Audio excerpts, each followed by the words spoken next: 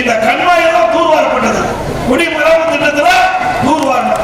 இதனால அங்கங்க இருக்கின்ற ஏரி குளம் குட்டை கண்மாயெல்லாம் மழை காலத்தில் நிரம்பி நிலத்தடி நீர் உயர்ந்தது. அற்புதமான திட்டத்தை பண்ணணும். அதையும் நிறுத்திட்டாங்க.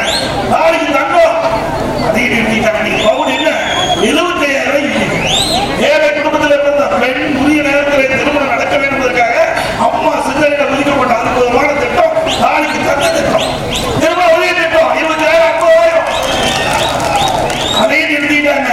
அதுக்கு மேல நம்முடைய குழந்தைகள் சிறப்பான கல்வி கற்க வேண்டும்.